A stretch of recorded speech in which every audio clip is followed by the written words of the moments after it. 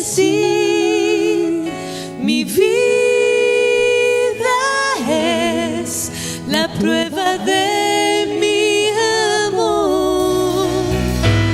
Te amo a ti y no hay más que decir. Mi vida es la prueba de mi amor por ti.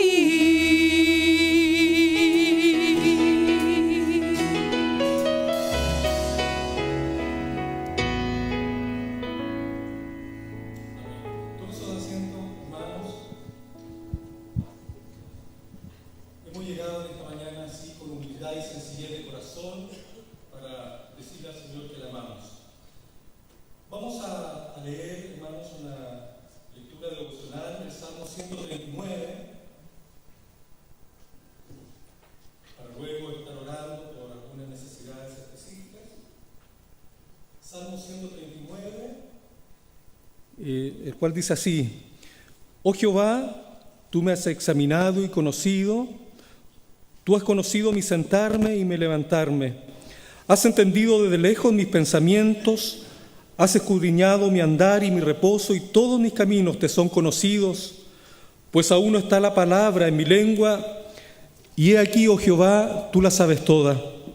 Detrás y delante me rodeaste, y sobre mí pusiste tu mano. Tal conocimiento demasiado maravilloso para mí, alto es, no lo puedo comprender. ¿A dónde me iré de tu espíritu? ¿Y a dónde huiré de tu presencia? Si subiera a los cielos, allí estás tú. Y si en el Seol hiciere mi estrado, he aquí, allí tú estás. Si tomare las alas del alba y habitar en el extremo del mar, aún allí me guiará tu mano y me asirá tu diestra. Si dijere, ciertamente las tinieblas me encubrirán, aún la noche resplandecerá alrededor de mí. Aún las tinieblas no encubren de ti, y la noche resplandece como el día, lo mismo te son las tinieblas que la luz. Porque tú formaste mis entrañas, tú me hiciste en el vientre de mi madre. Te alabaré porque formidables, maravillosas son tus obras. Estoy maravillado, y mi alma lo sabe muy bien. No fue encubierto de ti mi cuerpo, bien que en oculto fui formado y entretejido lo más profundo de la tierra. Mi embrión vieron tus ojos, y en tu libro estaban escritas todas aquellas cosas que fueron luego formadas, sin faltar una de ellas. Cuán preciosos me son, oh Dios, tus pensamientos, cuán grande es la suma de ellos. Si los enumero, se multiplican más que la arena. Despierto y aún estoy contigo. De cierto, oh Dios, harás morir al impío. Apartaos pues de mí, hombres sanguinarios, porque blasfemias dicen ellos contra ti. Tus enemigos toman en vano tu nombre. ¿No odio, oh Jehová, a los que te aborrecen y me enardezco contra tus enemigos? Los aborrezco por completo, los tengo por enemigos. Examíname, oh Dios, y conoce mi corazón. Pruébame y conoce mis pensamientos, y ve si hay en mí camino de perversidad, y guíame en el camino eterno. Amén. Que Dios nos bendiga a través de esta hermosa palabra, de este hermoso salmo, Salmo de David. Hermanos, hermanas, vamos a orar como congregación, como iglesia, en forma muy especial en esta hora, no por nuestras necesidades. Yo sé que cada uno de nosotros tenemos necesidades específicas en nuestra vida, diversas situaciones que queremos que Dios nos ayude para resolverlas, pero vamos a orar en forma muy especial en esta hora por nuestros compatriotas, por nuestros hermanos, nuestros amigos, nuestros familiares que quizás están en el norte, en el sur de Chile, que están pasando momentos difíciles. Vamos a orar por el norte, por la tragedia que usted muy bien sabe de los aluviones, donde hay 31 muertos y más de 36 desaparecidos. También vamos a orar por el sur de nuestro país, por lo que aconteció con el volcán Calbuco, donde hay más de 70.000 personas evacuadas, donde hay muchos que están sufriendo y han perdido todo también. Y también, hermanos, vamos a orar por salir de nuestras fronteras y vamos a orar por Nepal. Usted bien sabe que hubo un terremoto grado 7,9, donde hay más de 1.800 muertos hasta la fecha, más de 5.000 heridos. Es una nación que también está sufriendo en esta hora. Así que no vamos a olvidar en este momento de orar por nosotros, sino que vamos a orar por los que ya he mencionado. Le voy a pedir a esta fila que está aquí a mi izquierda que ore específicamente por el norte de Chile. Los que están aquí al centro, por el sur de Chile, y nuestros hermanos que están aquí a mi derecha, por Nepal, para que Dios tenga misericordia, especialmente de los más desvalidos, por los que sufren en esta hora, para que Dios en su amor, en su misericordia los consuele y también las autoridades puedan llevar la ayuda necesaria para aquellas zonas. En la posición que usted quiera, oremos al Señor y clamemos a nuestro Dios en esta hora.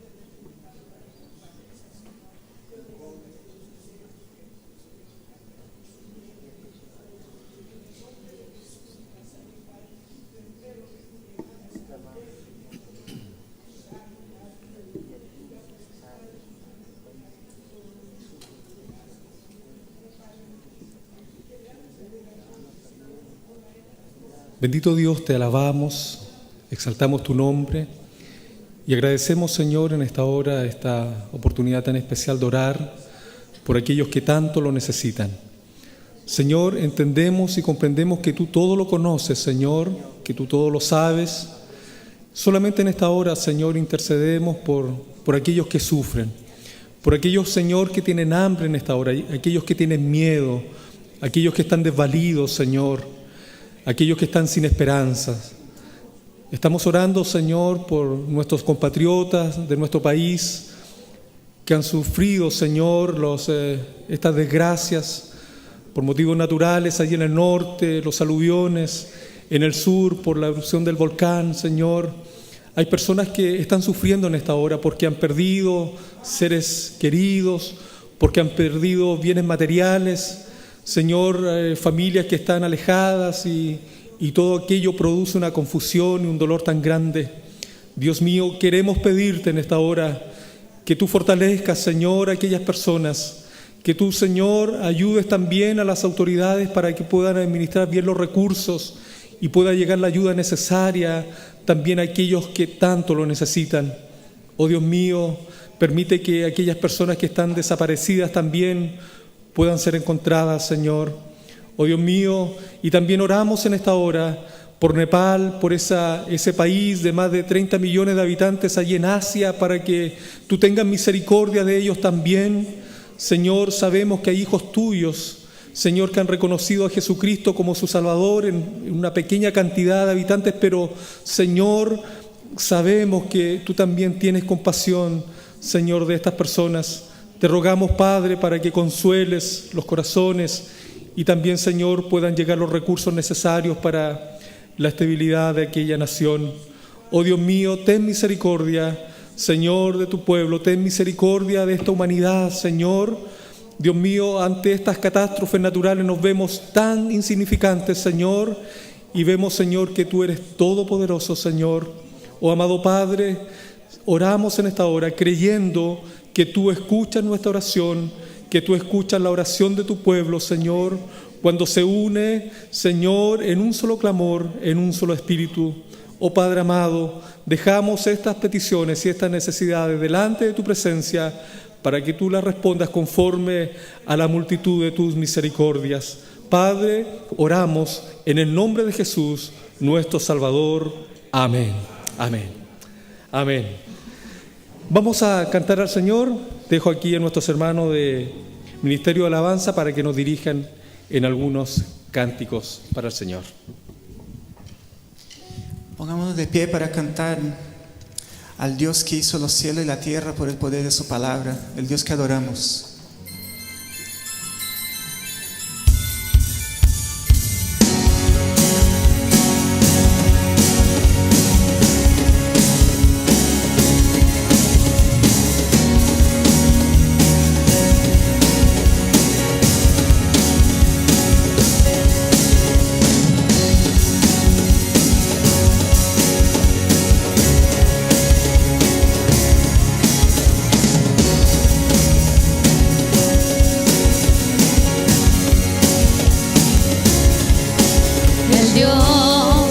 Hizo los cielos y la tierra con el poder de su palabra y reina con autoridad.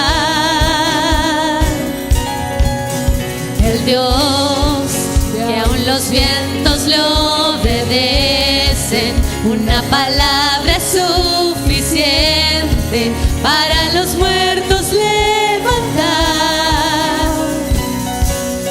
Nadie es como Él, oh gran yo soy.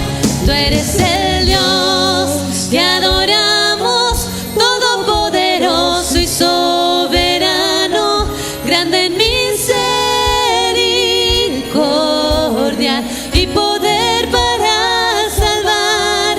Tú eres el Dios que adoramos, quien derrotó la muerte y el pecado, glorioso Redentor y Rey, te adoramos. Hoy te adoramos, Señor Jesús.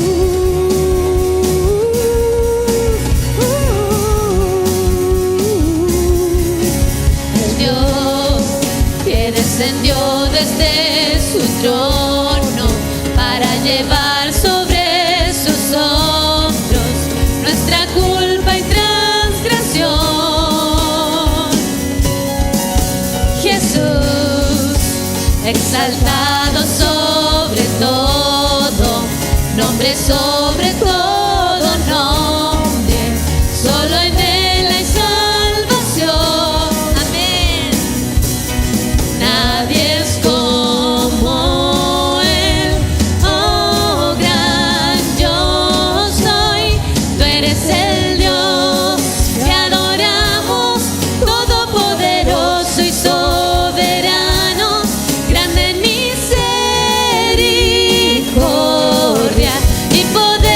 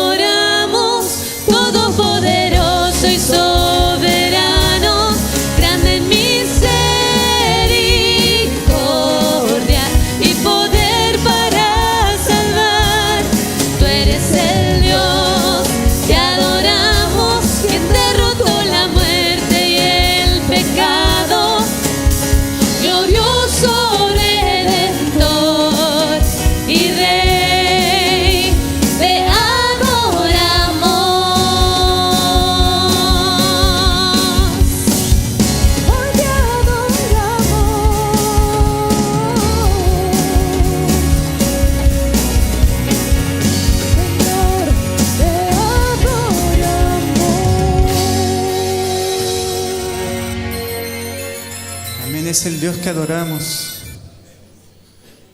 el que reina con autoridad.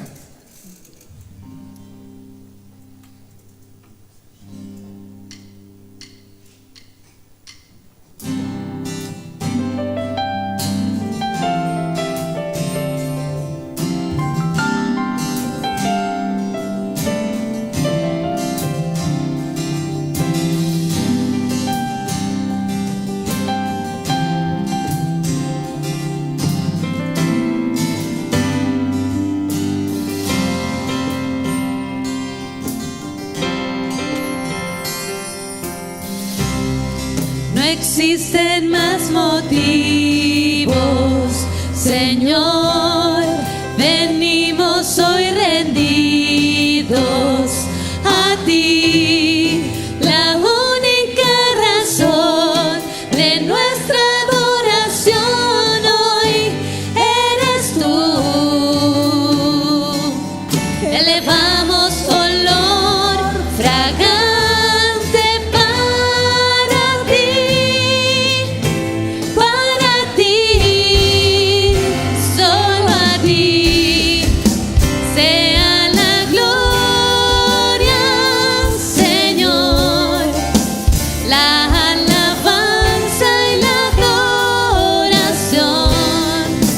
Toda rodilla se doble ante el único Rey y Dios, solo a ti sea la gloria, Señor, la alabanza y la adoración. Que toda lengua confiese que tú eres el Señor. No existen más motivos, Señor, venimos hoy rendidos a ti, la única razón de nuestra adoración hoy eres tú. Elevamos olor fragante para ti, solo a ti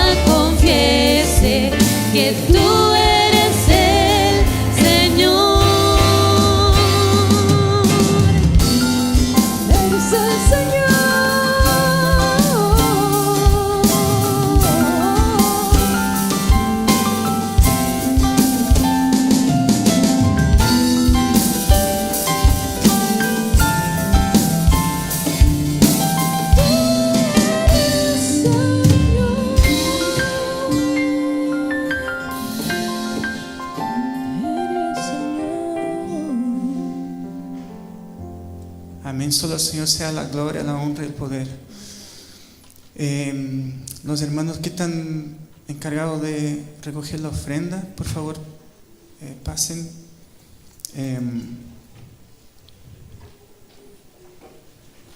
Momento especial de nuestro culto también, en donde ofrendamos con generosidad para la obra del Señor.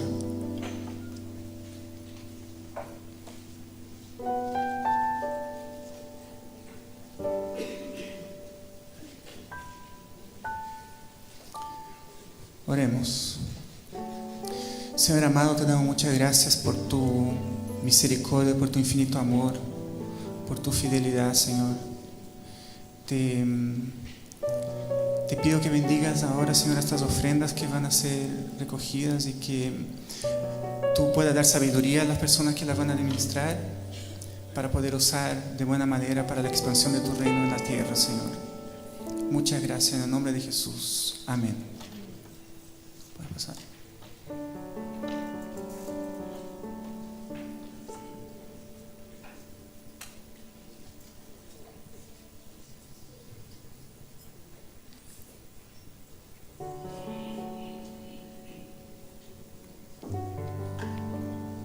A continuación vamos a cantar un himno que se llama O tu fidelidad. Y a mí siempre me pasaba que cuando cantaba esa canción o leía la letra, me imaginaba un poco por qué el autor escribió eso, qué fue lo que le inspiró. Y a veces venía a mi mente de que quizás fue una persona que nunca le faltó nada, que tuvo el cierto éxito a nivel humano que uno reconoce cuando una persona tiene éxito económico o en diferentes situaciones. Pero en realidad el autor de ese himno, que lo hizo como un poema al principio, se llamó Thomas Chisholm. Él nació en Kentucky, en Estados Unidos, en el año 1866. Desde muy temprana edad él sufrió una enfermedad crónica, la cual por un lado le traía muchos gastos en su vida y por otro impedía que él tuviera un trabajo que le diera una buena remuneración.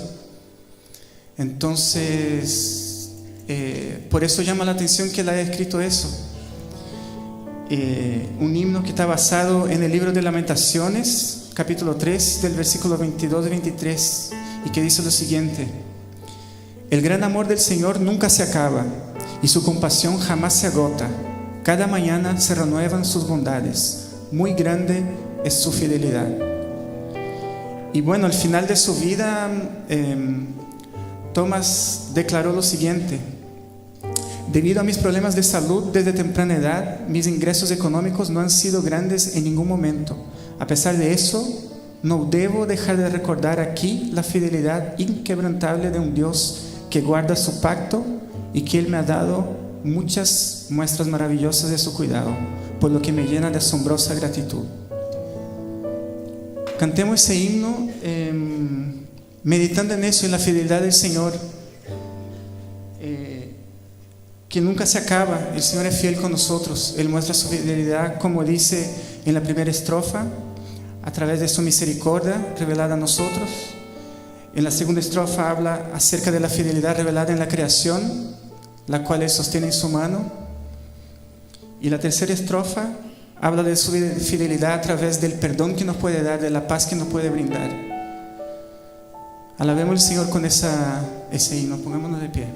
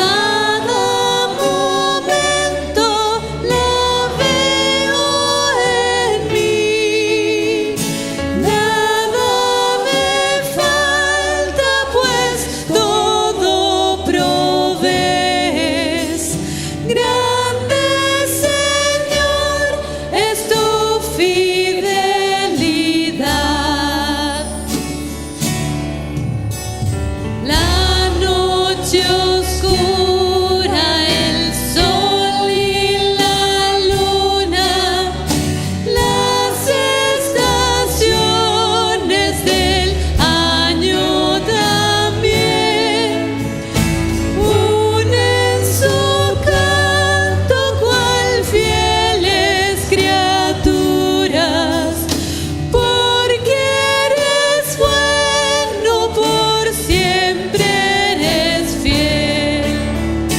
Oh, tu fidelidad, cada momento la veo en mí. Nada me falta, pues todo provees. Grande Señor es tu fidelidad.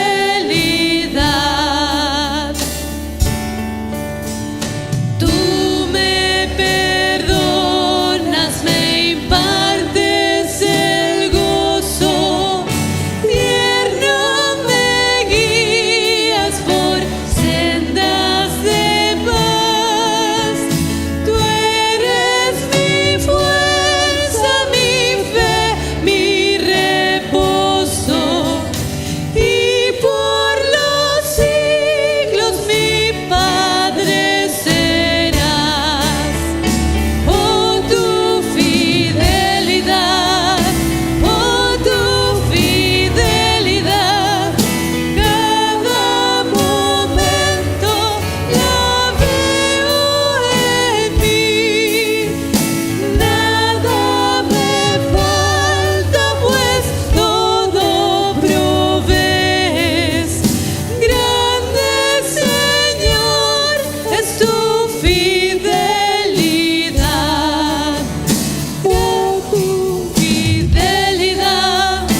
Oh, tu fidelidad, cada momento la veo en mí.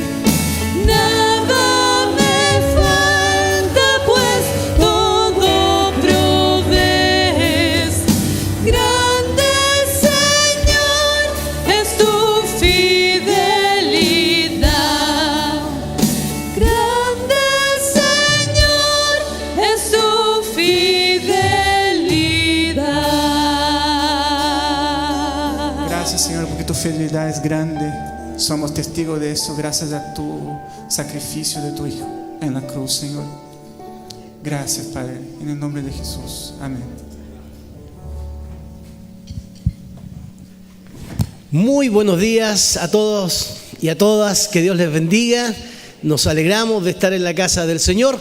¿Por qué no hacemos un minutito de desorden santo, como decimos acá, y nos saludamos? Y aprovechamos también de abrazar a nuestro hermano en medio de la fidelidad de Dios. También nuestros hermanos son parte de esta fidelidad del Señor, que nos da la oportunidad de juntarnos cada domingo. Así que saludémonos. Un abrazo.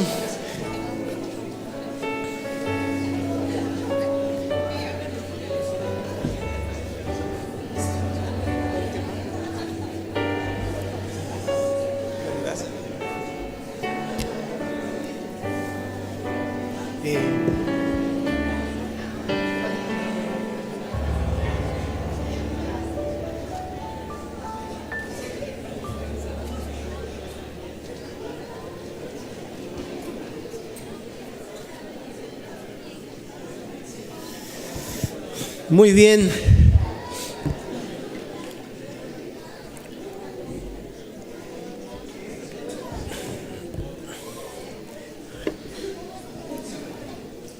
Tomen asiento, que es bueno saludarnos. Durante esta semana ha sido una semana especial. Hemos estado en una serie de conferencias que luego el pastor Javier va a compartir con ustedes. Quisiéramos entregar algunos avisos importantes para el quehacer de la obra del Señor durante de la semana. Así que queremos comunicarles a ustedes especialmente 3 avisos que son relevantes para que lo tengan ahí en sus agendas. El primero tiene que ver con el encuentro de el encuentro de mujeres que va a desarrollar ya su segunda prepa el día jueves 30 de abril a las 19:30 horas. Así que las damas de la iglesia que están trabajando en este ministerio, por favor, ahí agendar esta fecha para que puedan estar ese día 30 de abril a las 19:30 horas acá en el segundo piso, entiendo, de la iglesia. Así que, por favor, no olvidar. También quisiéramos informar a ustedes que este 30, como iglesia, teníamos una actividad que tenía relación con un mes de ayuno y oración para orar por los enfermos.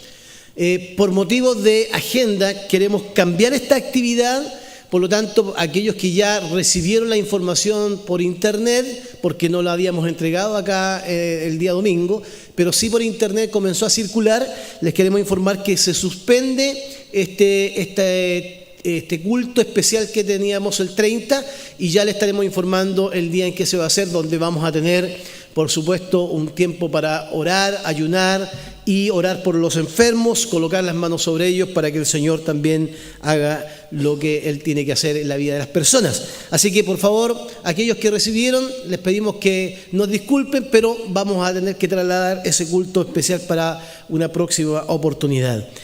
También hay, como ustedes saben, nuestra iglesia tiene todo un trabajo con hermanos extranjeros que están en nuestra iglesia. Somos una iglesia multicultural.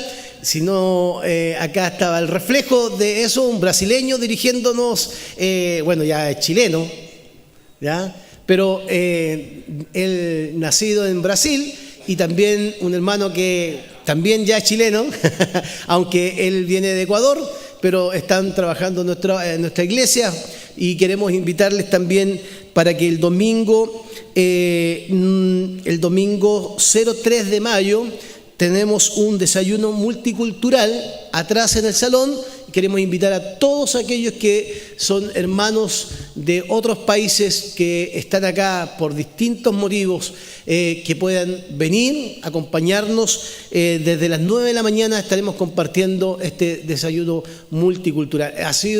Ya tuvimos un primer desayuno, una gran bendición, juntarnos, orar, conocernos y también poder sentir que somos una sola patria, ¿cierto? La que ha formado el Señor, un solo pueblo, y que no tenemos barreras ni políticas ni límites geográficos que nos dividan. Así que es todos invitados para el día 3 de mayo a las 9 de la mañana para tomar este desayuno y compartir con los hermanos. También retomamos ya el 30 de abril, Ministerio Grupo en Casa, que lo paramos este jueves por la conferencia que teníamos. Estamos, gracias al Señor, trabajando en cada comuna. Si usted no conoce, ya en la pantalla atrás del hall están todos los lugares, las comunas. Les invitamos que se acerquen. ¿Qué hacemos en Grupo en Casa? Hermanos queridos, lo mismo que estamos haciendo acá, orando por las necesidades, estudiando la palabra del Señor. Qué tiempos más hermosos hemos pasado estudiando la palabra del Señor y animándonos mutuamente en medio de la semana. A veces se hace tan larga de domingo a domingo. Busque un Ministerio Grupo en Casa. Así que les invitamos a conectarse también a este programa que tenemos como iglesia. Y también algo muy especial para la iglesia, que el día martes se va a desarrollar aquí el inicio del año académico de nuestro instituto, nuestro seminario teológico que está aquí en Rancagua. Junto con eso hay una sorpresa especial. Se va a hacer el lanzamiento de manera oficial de un libro que tengo acá, A los otros digo yo, no el Señor, que fue escrito por nuestro querido pastor Javier Ortega. Tengo que decir querido porque es mi jefe, entonces como jefe tengo que tratarlo bien. Entonces se va a hacer el lanzamiento del libro también del pastor Javier, que escribió y que quiere compartir también con la iglesia. No se pierdan la oportunidad de participar, les queremos invitar. Esto va a ser, no lo alcanzo a ver ahí, a 19:30 horas, me da la impresión, Javier, ¿sí? 19:30 horas el día martes, este martes aquí en la iglesia. Así que están todos invitados y también acompañamos al lanzamiento del libro, que es muy importante. Amén. Pastor Javier.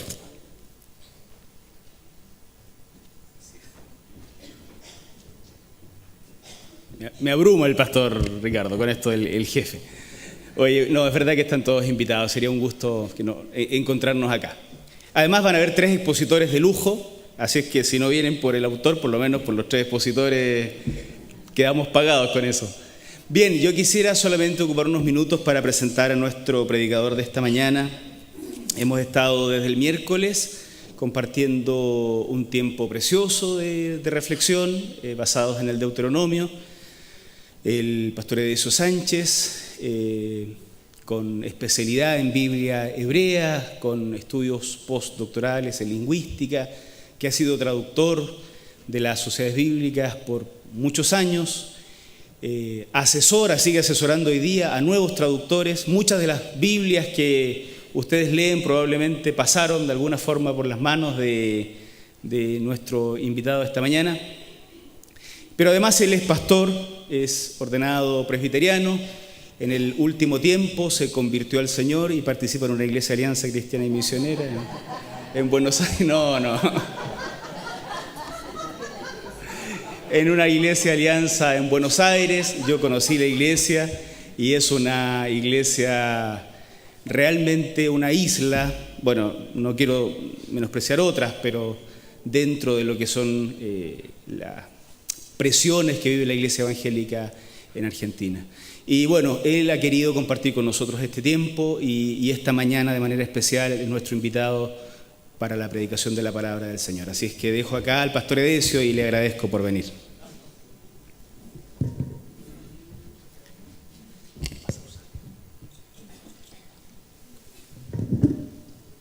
Gracias.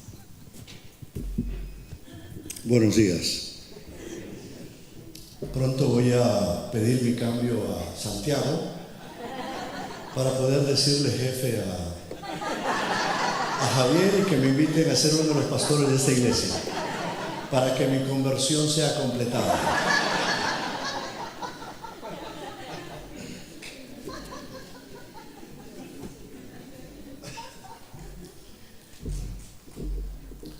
Es un gusto estar con ustedes, hermanos y hermanas. Yo soy antipúlpito, así que ya de una vez me hice un lado del púlpito. A rato me van a ver caminando por allá. Es un gusto de nuevo decirles que estoy contento. He sido bendecido por la participación de hermanos y hermanas en los días anteriores, desde el miércoles en la noche y el día sábado, ayer, bastante lindo por un buen número de horas.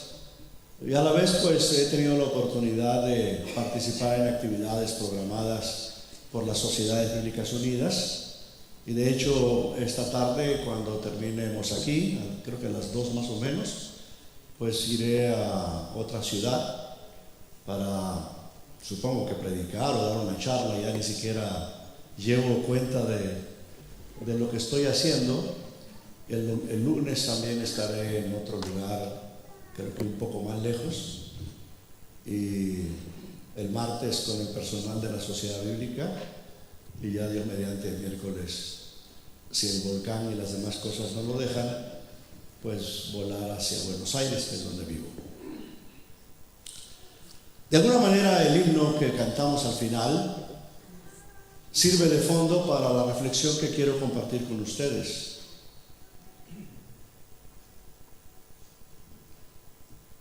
A menudo me pregunto por qué hay tantas maneras de entender el Evangelio y la gracia de Dios en la historia de la fe bíblica, tanto en la época del Antiguo como del Nuevo Testamento, a través de los más de 2000 años de cristiandad, de la iglesia, y sobre todo al inicio de este nuevo milenio, y de las diferentes maneras, y si usamos lenguaje de mercadotecnia, de las propuestas, entre comillas, comerciales que las iglesias y denominaciones nos dan, para tratar de practicar, de llevar a cabo, de vivir nuestra fe. Y lo que más sorprende son los extremos. Hay iglesias que siguen proponiendo que la fe cristiana debe practicarse a la luz de identidades y de prácticas que ya llevan varios siglos con nosotros. Otras golpeadas por el impacto de la pobreza, de la tanta violencia, el crecimiento de prácticamente gobiernos y países enteros o comunidades enteras en los países, de personas marginadas viviendo en niveles de miseria terribles. Pero también hay otras propuestas que quieren alcanzar a personas de la clase media, media alta, gente rica.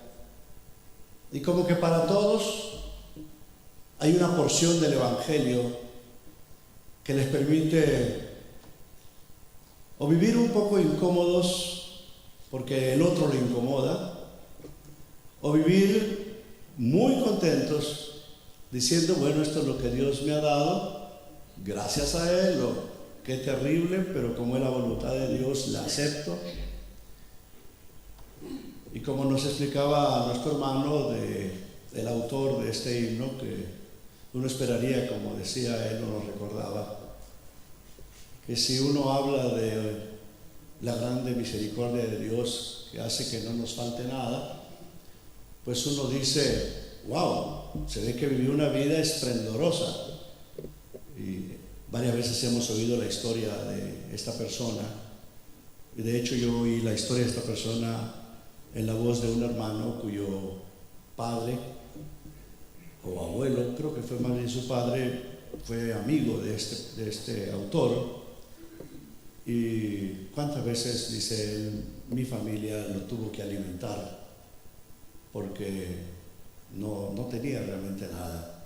Y cuando uno lee el himno dice, wow, está como otro himno que también ha estado en nuestros himnarios. Oh amor que no me dejarás, dice ese himno, ¿no? Y dice uno que descansa en esa paz. ¿Cómo uno puede, en la casi total carencia de lo que son los elementos básicos de la vida humana, seguir diciendo, oh tu fidelidad, nada me falta? Y entonces hay que agregar esa siguiente frase, nada me falta, pues tú lo provees todo.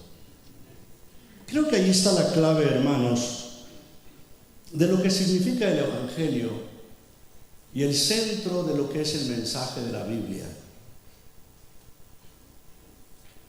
Porque uno podría moverse por este mundo, y permíteme darles tres posibilidades. Una de ellas es siguiendo los derroteros, los principios, los valores del sistema en el que vivimos. Y podríamos decir, para no enredarnos la vida, para vivir más o menos tranquilos, pues sigamos los valores del sistema. En México dice, bueno, si el gobierno es corrupto y todos los niveles de gobierno hay corrupción, ¿por qué seguir pagando los impuestos? O si un policía me para, ¿y para qué pasar por todo ese dolor de que te lleven tu vehículo, de que te quiten tu licencia, de que te quiten las placas, si es lo que me pide es una ayudita para tomar los refrescos? Ahí está la coima, ahí está la mordida, ¿verdad? Si uno tiene un hijo que no pasó los exámenes en la universidad para entrar, y la mamá es amiga del abuelito, del profesor que va a calificar los exámenes, pues uno dice, si quieres yo lo llamo y le digo que te ayude, una ayudadita. Y entonces uno va y apela. Y qué lindo es tener padrinos y madrinas que están pegados al gobierno, ¿no? Y uno le juega el juego al sistema. ¿Para qué? Para no enredarse en la vida. Y uno camina por la vida sin tropiezos, y puede hacerse un poquito más rico o meterse. Eso es mantener el estilo de vida del status quo. Hay otra manera de resolver la situación cuando vienen los problemas, y es lo que yo le llamaría sálvese quien pueda.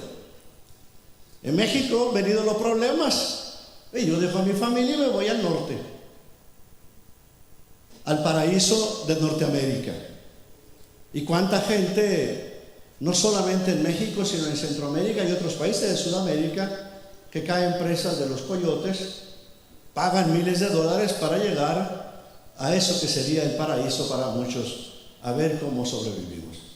Y nadie nos va a meter a la cárcel, ni nos metería a la cárcel, sino en un momento de necesidad. Uno dice, primero yo, después mi familia, y que se revienten los demás. ¿No? Ese es el sálvese quien pueda. Pero hay una tercera posibilidad, a la que yo quiero llamarle las sorpresas de Dios. Cuando ya no funciona el status quo, cuando el sálvese quien pueda no es la mejor opción, porque entonces nos empieza a doler la conciencia, y Dios nos dice, ¿no quisieras probar otra cosa? Pues precisamente es lo que le pasó a una señora en la Biblia, que de seguro no solamente vive una experiencia para sí misma y su familia, como alguien que viene a ser desafiada a descubrir qué significa lo que Dios quiere para su vida, sino que a leguas se nota que representa en su vida y experiencia lo que Dios quiere para su pueblo Israel. No voy a predicar en todo el libro de Ruth, pero voy a empezar leyéndolo los primeros 5 versículos del capítulo 1. Fíjense lo que dice. Aconteció en los días que gobernaban los jueces, que hubo hambre en la tierra, y un varón de Belén, de Judá, fue a morar en los campos de Moab, él y su mujer y sus 2 hijos, o 2 hijos suyos. El nombre de aquel varón era Elimelech, y el de su mujer Noemí. Y los nombres de sus hijos eran Mahalón y Quilión, efrateos de Belén de Judá. Llegaron pues allí a los campos de Moab y se quedaron allí. Y murió Elimelech, marido de Noemí, y quedó ella con sus 2 hijos, los cuales tomaron para sí mujeres moabitas. El nombre de una era Orfa y el nombre de la otra Ruth. Y habitaron allí unos 10 años. Y murieron también los 2, Mahalón y Quilión, quedando así la mujer desamparada de sus 2 hijos y de sus maridos y de su marido. Interesante cómo empieza este libro. Si les doy una leccioncita de análisis de un relato, les diría que estos 5 primeros versículos son el planteamiento de la escena del relato. Todo relato tiene lo que le llaman una trama piramidal: la escena, la complicación, el clímax, el desenlace y el cierre. Estos primeros 5 versículos son la escena. Nos presenta a los personajes principales y nos presenta el contexto tanto geográfico como temporal, como sociológico y cultural. Es interesante cómo lo presenta, porque el libro abre hablando de una época que no es la mejor en la historia de Israel. Dice, ¿cómo abre el libro? Aconteció en los días que gobernaban los jueces. ¿Quiénes eran los jueces y qué época le tocó vivir al pueblo de Dios en la época de los jueces? ¿Fue la mejor? No, probablemente fue la peorcísima de las épocas en la vida del pueblo de Dios. Sí, en la época de Josué todo fue color de rosa, ¿verdad? Un líder que fue llamado por Dios, a quien Dios le promete: voy a estar contigo, no te dejaré, no te abandonaré, sé fuerte, valiente. guarda la ley que mi siervo Moisés te dio, si la guardas te irá bien, no te abandonaré, tendrás éxito. Y el pueblo que oyó estas palabras de Dios le dice a Josué, le repite las mismas palabras: si tú obedeces a Dios y vives como vivió el siervo Moisés de Dios, nosotros te vamos a obedecer, nosotros vamos a estar contigo. Y Dios les promete, bueno, si ustedes todos cumplen con esto en el que se están comprometiendo, no faltará ninguna de las promesas que yo les doy, las cumpliré. En el capítulo 22 de Josué se dice claramente que Dios les repartió todo lo que les había prometido. Dice, ninguna palabra que Dios había prometido dejó de cumplirse. El libro termina lindo, pero cuando empieza a veces es como subir una escalerita que más bien que sube, baja. Porque empieza mal y termina mal. Desunidad del pueblo, pleitos entre ellos, desobediencia total a Dios, anarquía total, violencia tras violencia, una escalada de violencia.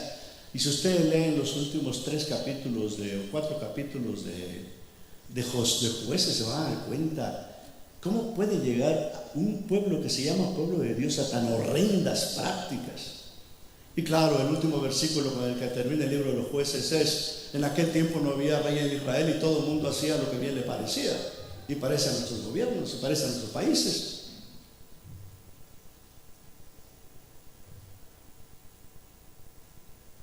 Eso era el prefacio, ahora voy a empezar mi sermón. Cuando un cristiano, cuando uno de nosotros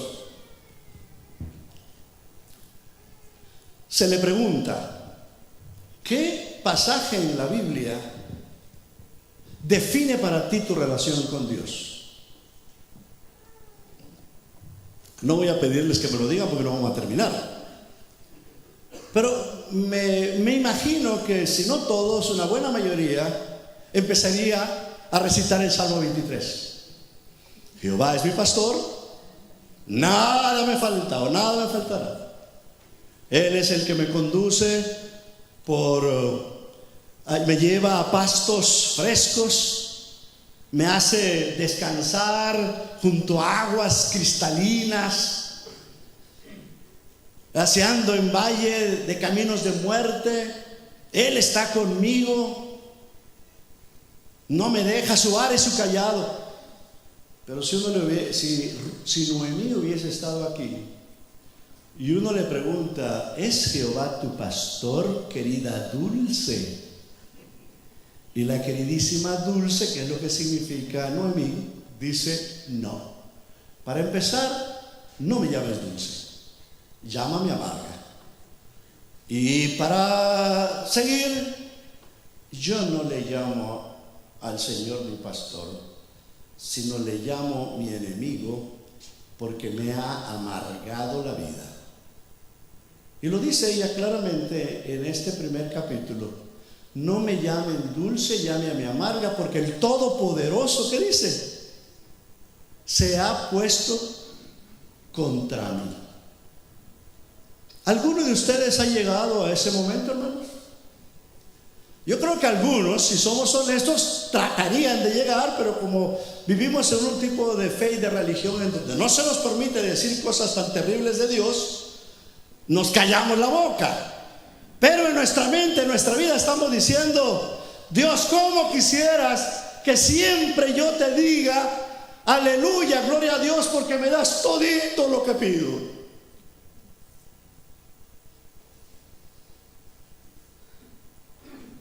Y claro, cuando empiezan a fallar ese tipo de fe, ya uno o deja de ir a la iglesia, o a veces uno como pastor va y visita a un hermano, una hermana que hace más de un mes no viene a las actividades de la iglesia y le pregunta por qué.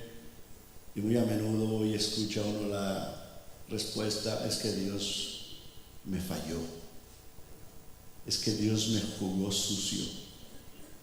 Yo le pedí con mucha fe que sanara a mi mamá o que me sacara de esta situación y no lo hizo. ¿Para qué voy a ir a la iglesia?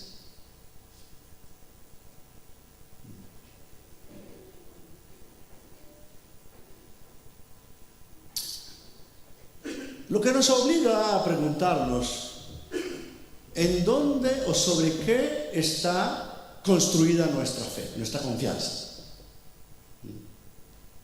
O sea, ¿qué hace que nosotros nos mantengamos firmes en esta vida?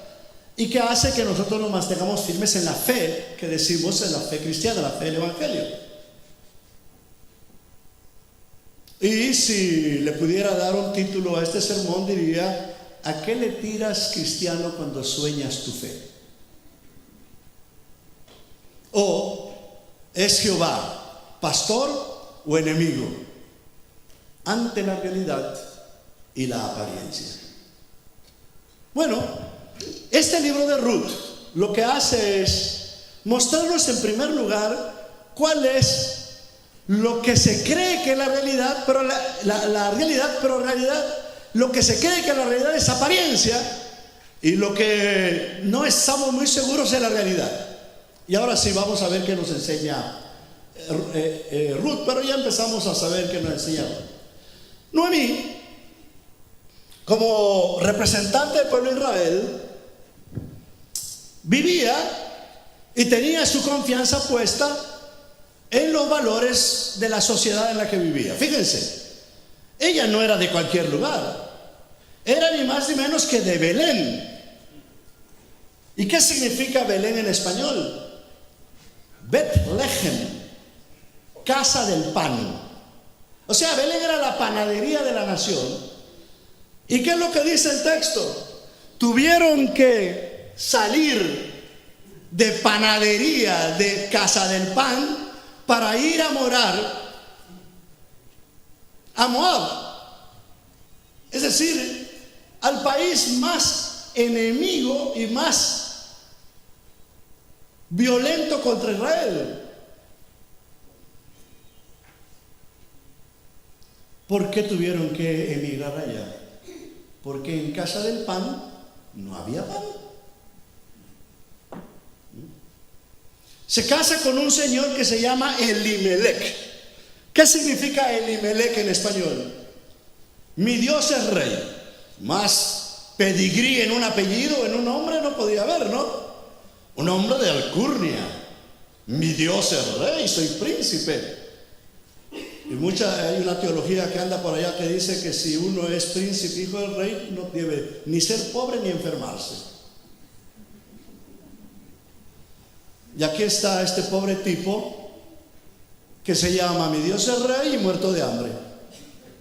Y no puede darle a su familia lo que supuestamente le da porque es hijo de Dios.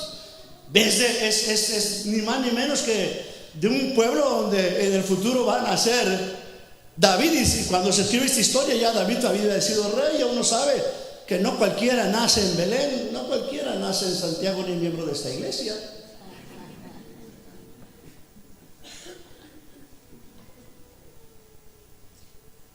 Y ustedes bien saben también que cuando una mujer casada queda embarazada, ¿qué es lo que primero le pide a Dios?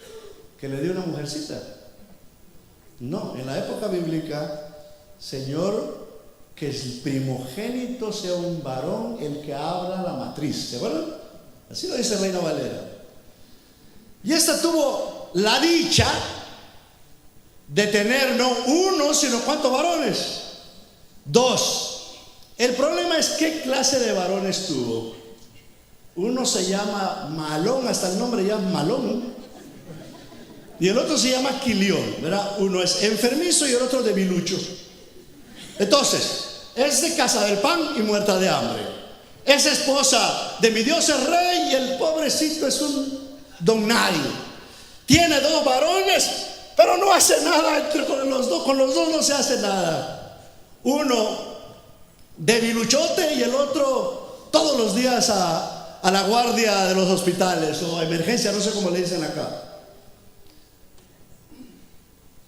Lo que está haciendo el texto, el mensaje de este libro es literalmente serruchándole el piso a una persona y a un pueblo que cree que su confianza en Dios es mantener el estilo de vida de los valores de la sociedad. ¿Verdad? Si naces de buena familia, si ya desde la cuna estás seguro tus estudios en la mejor universidad y tienes un seguro de vida, un seguro médico, no vives en cualquier barrio. Hombre, ¿por qué no confiar en el Señor? Pero si cuando naces así y crees que todo va bien, poco a poco el Señor te va quitando todo aquello que parecía que era lo que marcaba tu seguridad y te quedas totalmente vulnerable como Noemí. Entonces empiezan los problemas. Y fíjense los problemas a los que enfrenta Noemí. Versículo 6 en adelante. Interesante que el versículo 5 dice: y murieron también los dos, Malón y Quilión, quedando así la mujer desamparada de sus dos hijos y de su marido. Y se dan cuenta que no cuentan las nueras. O sea, para ella las nueras realmente eran, en lugar de una bendición, ¿qué? Una carga. Dice: estoy viuda. Y encima, con las únicas que me quedo son con dos viudas. Una viuditis aguditis. Y peor, como son las tres mujeres, y la ley de aquella época decía que una mujer viuda, ¿qué pasaba con ella? Prácticamente ha firmado su sentencia de muerte porque está abandonada, no tiene varón quien la proteja. Y para esta señora, para Noemí, que era una buena judía, tenía otros dos problemas al quedarse con sus nueras. Eran extranjeras y eran pagadas. Y por eso el texto sigue diciendo: entonces se levantó Noemí con sus nueras y salió de los campos de Moab rumbo a Belén, porque había escuchado que Jehová había visitado a su pueblo para ahora sí darles pan. Ahora ya hay pan, ¿no? Salió pues del lugar donde habían estado y con ella sus dos nueras, y comenzaron y caminaron para volverse a la tierra de Judá. Y Noemí dijo a sus dos nueras: andad, volveos cada una a la casa de su madre.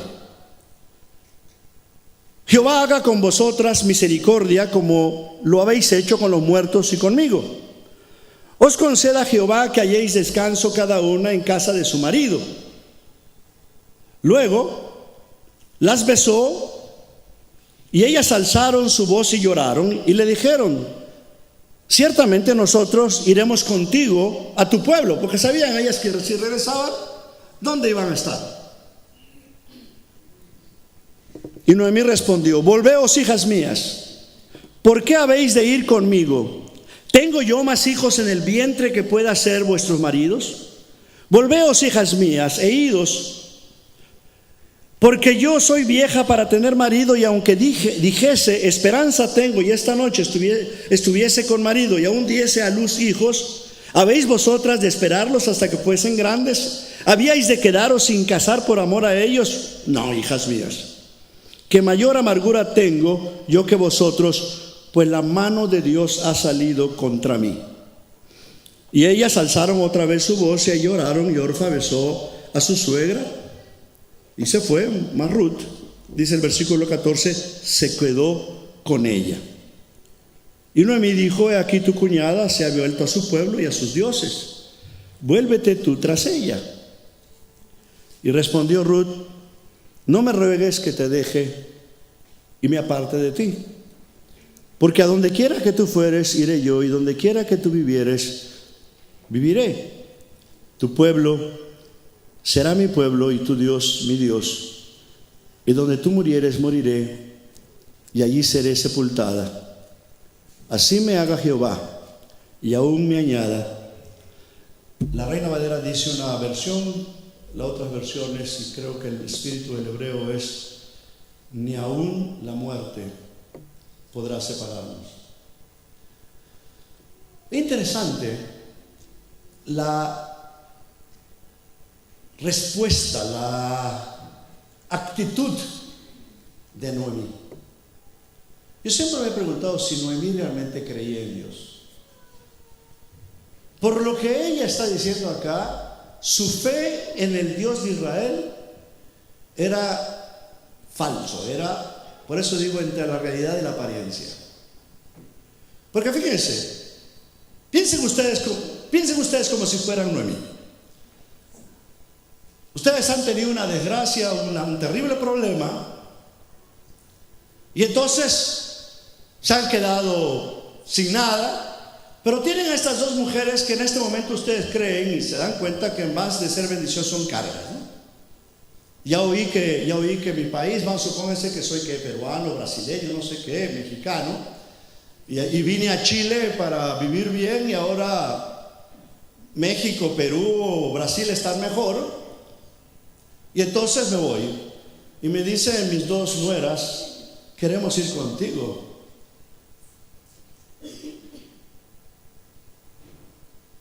Ustedes, si no tienen nada que darme ni yo para ustedes, no, mejor quédense acá o regrésense a casa de su familia. Pero interesante lo que dice Noemí. Vayan y vuélvanse a la casa de su madre, no a su padre, ¿no? Y después les dice algo que me llama muchísimo la atención,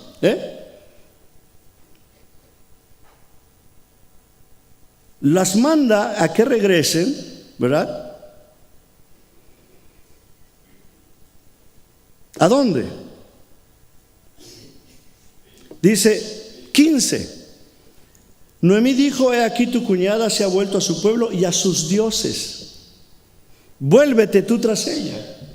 Tú, una seguidora del Dios verdadero, tú, una seguidora de la fe cristiana, que le digas a tus nueras que no son de trasfondo cristiano y que no son de tu nación, váyanse a su religión de nuevo. ¿Están ustedes demostrando que tienen confianza en el Dios todo? Eso es lo que le pasó a mí. Yo me pregunto, por eso pregunto, ¿es Jehová tu Dios? ¿O es simplemente apariencia de que crees en Dios? Porque si llegados los problemas, si llegadas las circunstancias y obstáculos, tú dices: no, como a mí este Dios ya me jugó mal, no creo tanto en Él, pero como no puedo decir abiertamente que no creo en Él, mi conducta la va a demostrar. Y lo primero que hago es decirle a los que están inmediatamente en mi entorno: no creas demasiado en este Dios, porque mira cómo estoy. Ve y prueba a ver si tus dioses o si tu religión te va a resolver tu problema, porque yo estoy amargada con este Dios y me ha dado la espalda. ¿Tenía la fe verdadera, la fe que mueve montañas, no, mis hermanos? Yo pienso que no. Y le había enceguecido esta ilusión de fe en la que vivía, que todavía tiene el descaro de decirle a estas dos mujeres: váyanse, regrésense a su casa, regrésense a sus dioses. Tarea evangelística de ella, cero. Por eso me pregunto yo, ¿quién evangelizó a Ruth, hermanos? Para que tuviera esa fe de este Dios que su suegra no le estaba mostrando. Para que respondiera: no me pidas que te deje, ni me pidas que me abandone. Tu pueblo será mi pueblo, tu Dios será mi Dios. No me apartaré de ti. ¡Wow! Que alguien que no ha experimentado esa mimazón, ese que decimos los mexicanos, apapacho de Dios, que más bien se haya dado cuenta que aquellos que supuestamente pertenecen al pueblo de Dios ya actúan como fracasados, como amargados de Dios, Que en lugar de darte la bendición, decir, mira, sí estoy mal, pero estoy bien agarrado de este Dios, te digan, no, ya no confíes más en este Dios. Porque lo que yo creía que eran los valores de este Dios se me han derrumbado. Quizá tus dioses jueguen mejor. Me regreso. Y es interesante ese derrumbe de Noemí. Fíjense lo que dice el versículo 13. ¿Habéis vosotras de esperarlos hasta que fuesen grandes? ¿Habéis de quedaros sin casar por amor a ellos? No, hijas mías, que mayor amargura tengo yo que vosotros, pues la mano de Dios ha salido en contra mía. Versículo 20. Cuando las señoras de Belén estaban todas contentas porque había llegado Noemí, ella responde, no me llamen Noemí, no me llamen dulce, llámenme amarga, Mara. Y fíjense, porque en gran amargura me ha puesto el Todopoderoso. Y fíjense lo que dice el 21. Yo me fui llena, pero Jehová me ha vuelto con las manos vacías. ¿Por qué me llamarás dulce, ya que Jehová ha dado testimonio contra ti y contra mí y el Todopoderoso me ha afligido? Fíjense. Si ella salió de Belén porque no había comida, ¿por qué está diciendo ahora que había salido con las manos llenas de basura? 3 hombres que no le servían para nada. Un pueblo que no le daba alimentar, y dice, y ahora regreso con las manos vacías. Fíjense, su ceguedad no le permitía descubrir que esta mujer que la estaba acompañando y que le había prometido que no la dejaría, para ella no valía nada.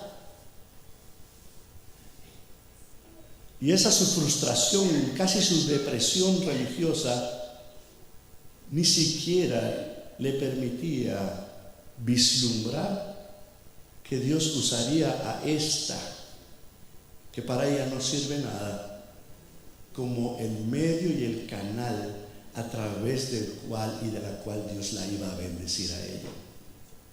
¿Se imaginan?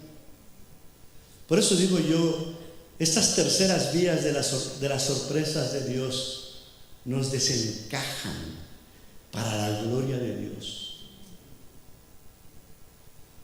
Necesitamos como perder todo aquello que son los valores que creemos que son los que le dan fortaleza a nuestra fe, para despojados de ellos, Dios nos diga, ahora estás lista o estás listo para caminar de nuevo. Y entonces vienen los capítulos 2 en adelante. Ya me alargué un tantito, ¿verdad? Ya voy casi a terminar. Quiero regresar al versículo 14. El versículo 14 dice, y alzaron otra vez su voz y lloraron, y Orfa besó a su suegra, mas Ruth se quedó con ella. Parece que no dicen mucho. Si alguien tiene la NBI, se va a dar cuenta que en lugar de decir que Ruth se quedó con ella, la NBI dice, y Ruth se aferró a ella. Ya como que ese verbo es más fuerte, no es lo mismo quedarse que ¿qué? Que aferrarse. Bueno, si manejan el hebreo, y yo sé que una buena cantidad de ustedes lo manejan, porque tienen un instituto aquí pegado, ¿no? El hebreo usa ese verbo en otras partes del Antiguo Testamento como un verbo que realmente significa permanecer para siempre con la otra persona, porque este es el único verbo que tiene una mujer como sujeto. En las otras partes del Antiguo Testamento este verbo es dicho por un varón cuando se compromete con una muchacha para casarse con ella. Me comprometo a ser tu marido y protegerte para siempre. ¿Se acuerdan cuando nos casamos en la iglesia? Si prometes, ¿verdad? Serle fiel a Martita, ¿verdad? Así mejore y empeore tu suerte, seas más rica, más pobre, esté enferma o sana hasta que la muerte los separe. Pues esta poesía que le cantó Ruth a su suegra apoya esto de prometerle: suegrita, se te murieron tus hombres, tú y yo somos unas viudas desamparadas, ¿me permites que yo, usando el lenguaje del matrimonio permanente, te diga que yo voy a estar comprometido por tu bien para siempre? Y esto que le está diciendo Ruth a su suegra, lo dice en un libro donde más se habla del Goel, de ese varón israelita que le llaman Goel, que es el redentor cuando una viuda ha perdido al marido y el terreno que le corresponde y que lleva el nombre de marido corre el peligro de perderse. Y cuando este marido murió sin dejar descendencia, necesita casarse con un varón de la misma familia, no solo para rescatar ese territorio o terreno que se va a perder, sino también para darle descendencia y que el terreno se quede con la familia. Y aquí está la sorpresota de Dios. Una mujer, símbolo de lo más vulnerable en la época bíblica, una mujer pagana que no había hecho confesión de la sana doctrina de su denominación tan cristiana o bíblica, una mujer extranjera que le dice a otra mujer tan desvalida tan desvalida como ella: yo voy a ser tu Goel.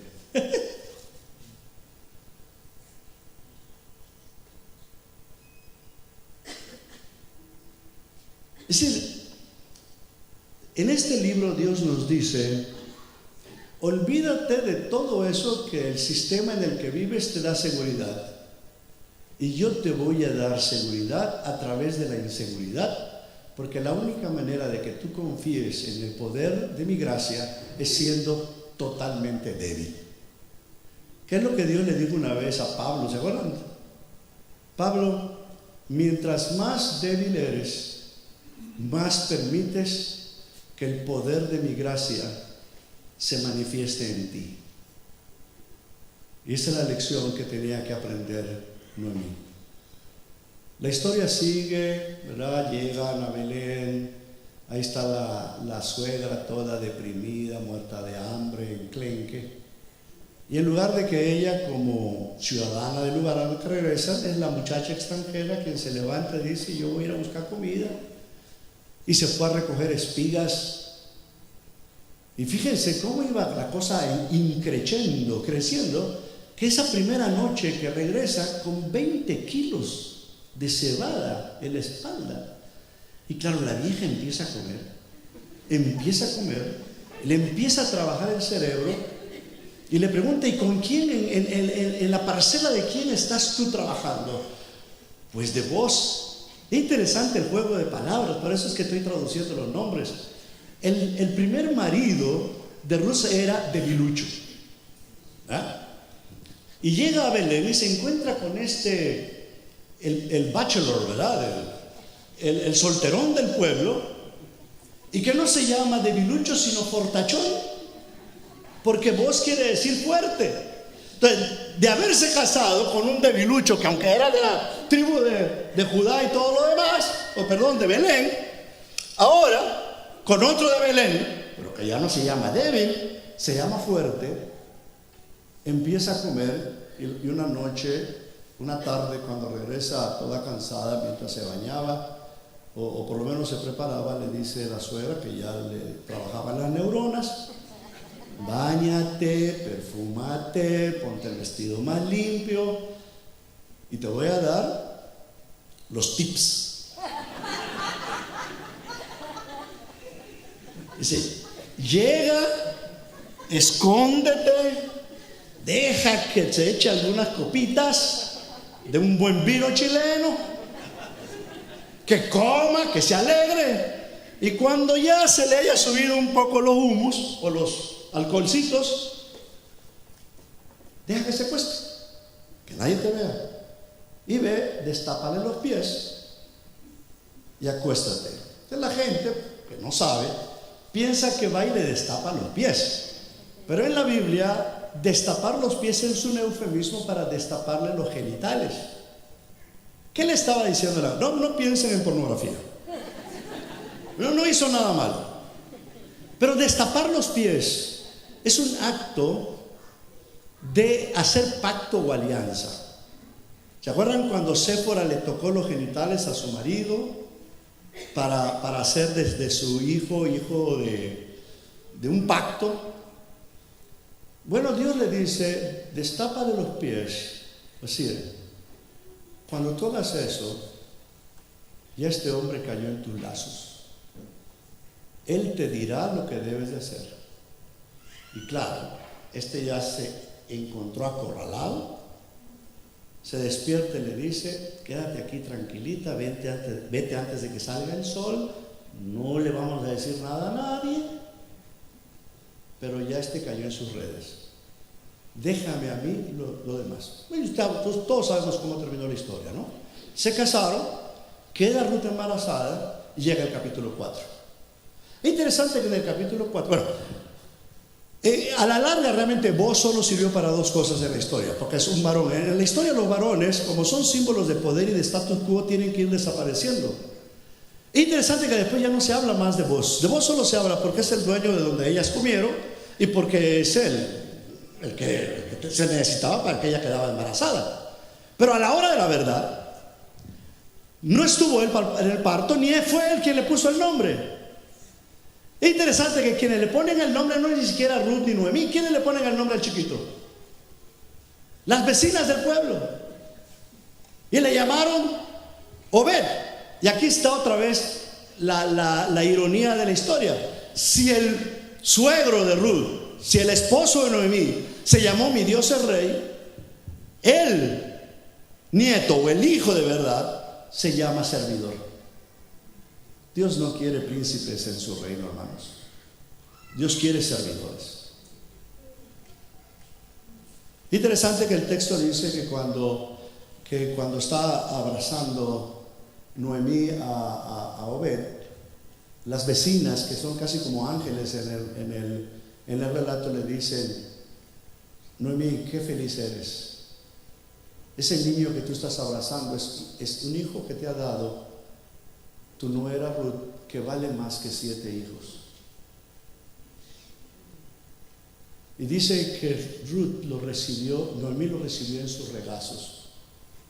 Y esa imagen es la misma imagen que en el mundo semítico, que pasó también con Sara, cuando una mujer que es estéril o que no puede tener hijos se apropia del hijo de una esclava o de otra persona, hacen la reproducción de la mímica, ¿no? De como que nace de ella, entonces recibe al niño en sus regazos con las piernas casi abiertas, como si el niño fuera parido por ella. Y por eso las vecinas le dicen a Noemí: este es hijo tuyo. Interesante, Ruth es Goel, es protectora, y es la que le dice: este hijo es tuyo, Noemí. ¿Te acuerdas que decías que no ibas a poder tenerlo? Ahí está. La historia termina tan linda, porque no fueron varones, hermanos. No fueron los valores de la sociedad lo que le devolvieron a Noemí lo que había perdido. Fue una mujer como ella. Fue una mujer vulnerable como ella, pero pagana, de origen pagano, extranjera, a quien Dios usó como instrumento para devolverle la fe a alguien que supuestamente tenía mucha fe. Fíjense lo que le devolvió. Le devolvió comida, que la alimentó. Le devolvió familia, porque a través de ella le dio familia. ¿Y saben qué hizo? La hizo de verdad ancestra como su esposo se llamaba, mi Dios es rey, cualquier hijito que sea sería un gran principote. Pues Obed fue abuelito ¿de quién? De David. Y si vamos a Mateo capítulo 1, creo que es el versículo, ya ni me acuerdo cuál es, que dice, cuando pone la lista de todos los antepasados de Jesús, el Mesías, Rey de Reyes, allí pone a 4 mujeres que ninguna familia de alta alcurnia y estirpe desearía haber tenido, pero que en el reino de Dios tienen que estar. Todas extranjeras y todas que habían tenido problemas. Una hasta prostituta fue. Estaba Tamar, ¿se acuerdan quién fue Tamar? La que tuvo que pelearse con su suegro, vestirse de prostituta para poder tener descendencia. La otra fue ¿cómo se llama? La de Josué, Rahab. ¿Cuál era el trabajo de Rahab? Prostitución. Abuela del gran Mesías. La otra, Ruth, la extranjera. La otra, Betsabé, esposa de un extranjero. Pero como estamos hablando de Ruth, fíjense, Ruth, elegida por Dios, fue ancestra no de un príncipe humano, sino de Jesús, de Jesucristo, el Rey de Reyes. Hermanos, hermanas, salgamos de este culto soñando que Dios puede hacer grandes cosas, si en lugar de soñar grande, de acuerdo con los valores de este mundo, soñemos en grande, descansando sencilla y humildemente en el Señor. Que Él nos enseña a mover montañas, no porque es el todopoderoso y el gran yo soy de acuerdo con los valores de este mundo, sino que Él es el todopoderoso y el gran yo soy de acuerdo con los valores del reino, quien siendo el gran Señor del universo, el creador de todo lo que vemos, elige una cruz para darnos redención. Que el Señor nos bendiga.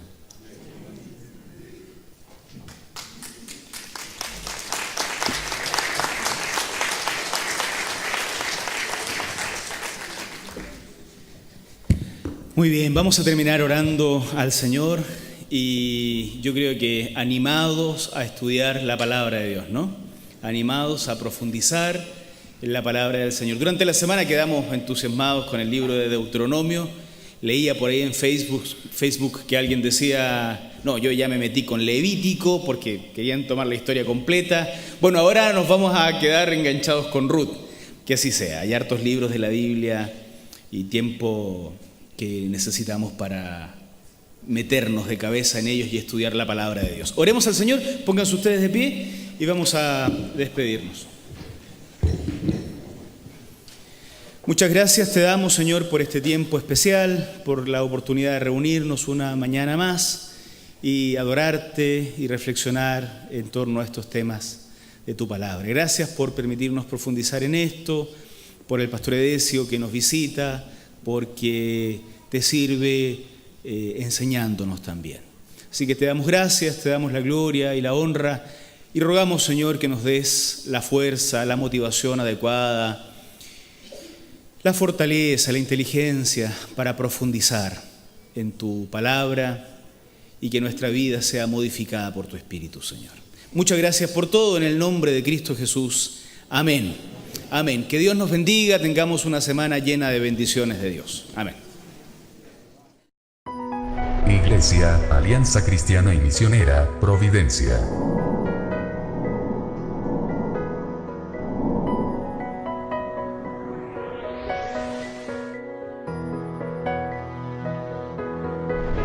Presentó nuestro servicio dominical en vivo.